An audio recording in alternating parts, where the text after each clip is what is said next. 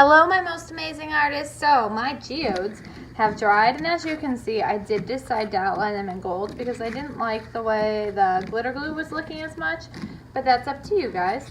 So now what you're going to do is you're going to figure out how these are going to be placed on the paper. You're figuring out your composition, which is the design of your paper.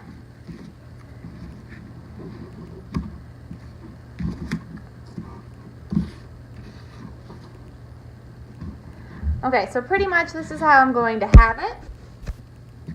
So what I'm going to do now is I'm going to cut some cardboard to prop underneath the geodes so that they fit on the paper.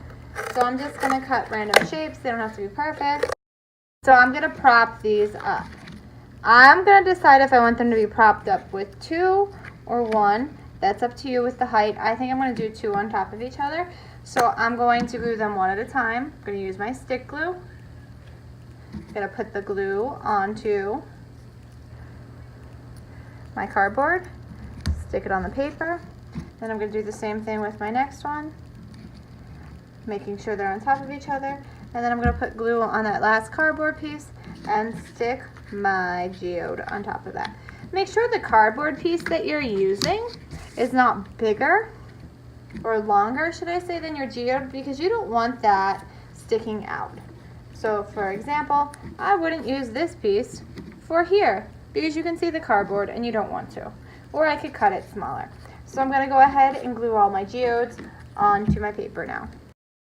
If you made a mess of your glue, please wipe off the edges so that it doesn't stay glued shut like that. Okay, so now I'm going to clean up the rest of my mess and then continue the last portion of the project. Okay, now I'm going to draw some Zentangles. And Zentangles are doodles that when you start drawing on them, you're focusing and de-stressing and relaxing. They're also used with a lot of repetition, so they're repeating designs in some of these. You don't have to make a Zentangle from here.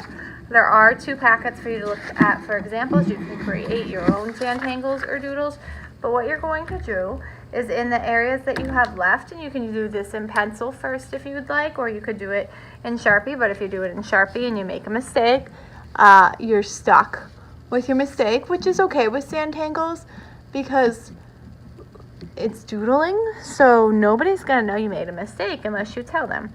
So you're going to draw some geode shapes and then fill it in with Zentangles. I'm going to draw my geodes on here first. Think about the composition. Think about how the stones look. Oh, I don't quite like how that looks there, but I'm stuck with it.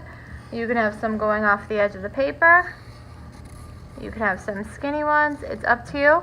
So my paper is now filled with geodes.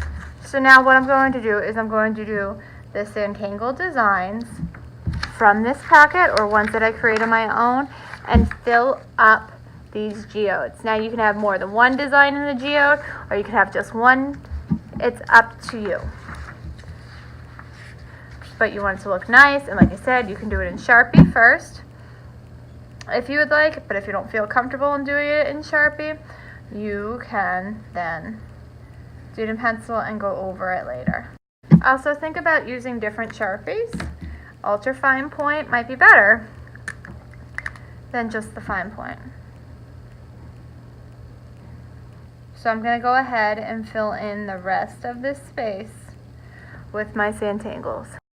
I'm going to go ahead and fill in the rest of my space with Zentangles. All of my geodes, taking my time and not stressing about it, just relaxing, creating my own doodles or doodles from the packet. Have fun, my most amazing artists.